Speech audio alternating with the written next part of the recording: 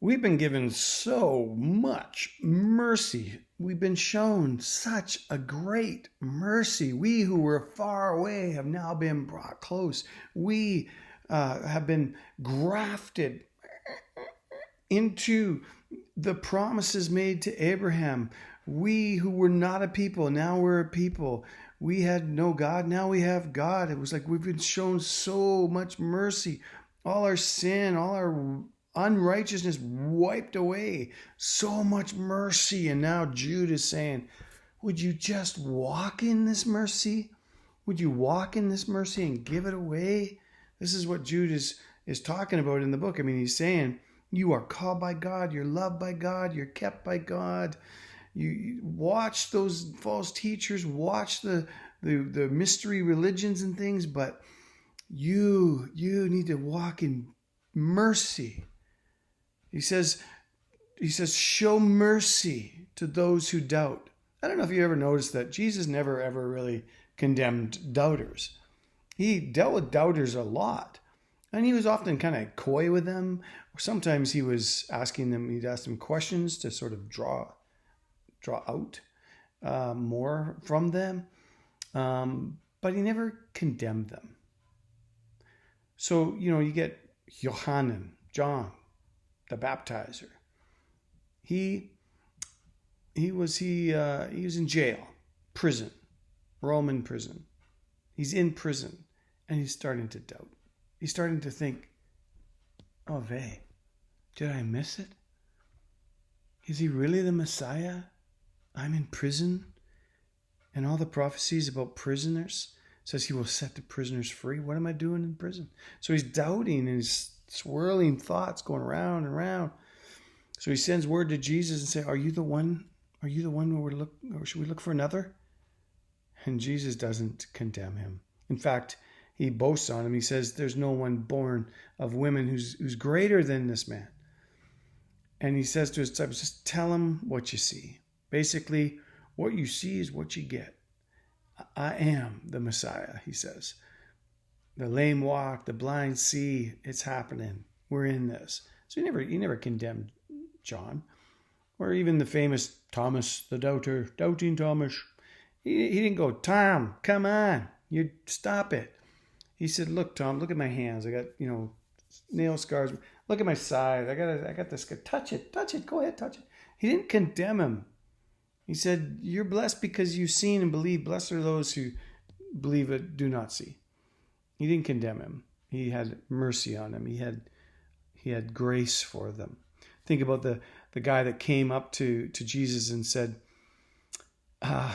Lord, I believe. Help my unbelief. Jesus, what did he do? Did he say, stop doubting? He said, I'll heal your son. He heals his son. He answers him. To the man who was leprous and says, if you are willing, because he doubted if he was willing, but he said, if you are willing, you can make me clean. Jesus' response, I am willing. Be clean. He loved the doubters. Now, those who dug their heels in sort of like willful angst against Jesus or anti-Jesus, willful unbelief, he had some harsh words for. And said things like, how long do I have to put up with you? So, doubting, asking questions, that's not a problem for God. God is not, he's not afraid of questions. He's a big God. He can handle your questions. Jude is saying, listen, have mercy on those who doubt. And then he goes on and says, some you got to snatch from the fire. Now that word snatch is like, it means to quickly grab, seize, quick, pull them out of the fire. Sin to be compared with fire, like sin is like, the fire is ooh, it looks so nice. We want to stare into the fire and just, wow. And then the fire burns you and consumes you. That's very much like sin. Fire can be put out by the water of the Word of God. So Jude says, snatch them out of the fire, have mercy on others. Don't even do so in the fear of God. Don't even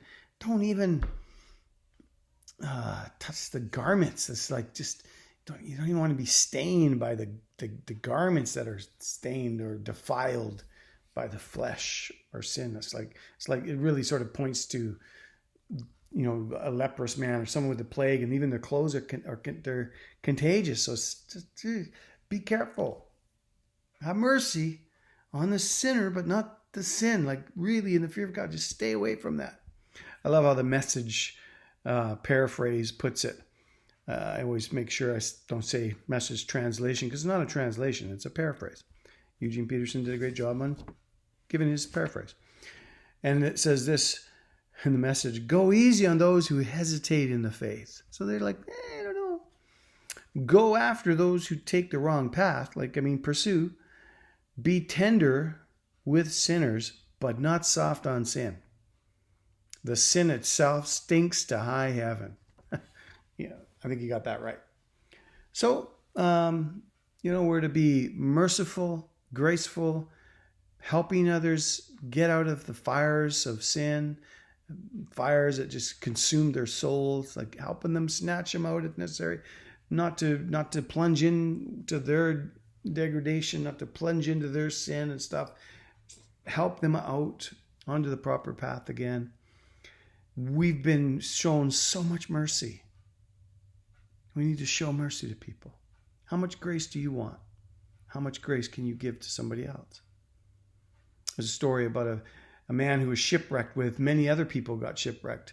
And he made his way, he swam, made his way to this island that he saw. And the island, there was a fisherman's hut, and he saw the hut, and there's smoke coming from the little hut. So he went up there and met the fisherman and warmed himself by the fire. And the fisherman said, well, okay, let's go down and save some more people. And the guy was like, no, I think I will stay here and warm myself by the fire. And the fisherman was like, well, this can't be. Like, you're okay, safe and sound. Let's go and rescue others. He goes, no, I've got a shore. I'm here. My place is to be safe and warm by the fire. All I would say is, like, don't be that guy. Don't be that guy.